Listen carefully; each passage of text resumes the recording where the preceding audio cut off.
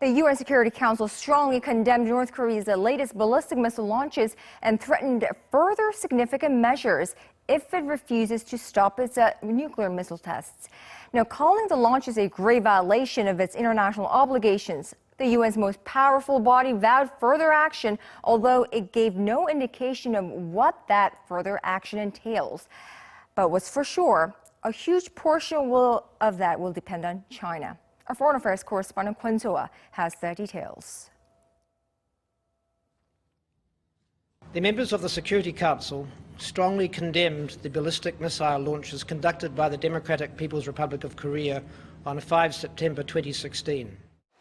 4 hours was all it took for the UN Security Council to unanimously adopt a press statement against North Korea's recent violations, namely its launch on Monday of 3 medium-range ballistic missiles off its east coast.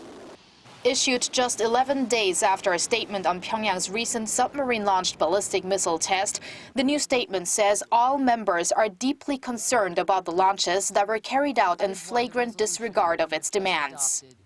That China, North Korea's only major ally, did not hesitate giving its approval is said to be related to the timing of the provocation.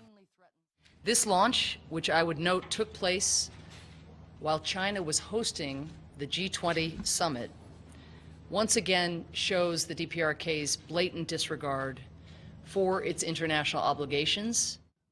The deputy chief of South Korea's mission to the UN said the international community should send a clear and unequivocal message to North Korea.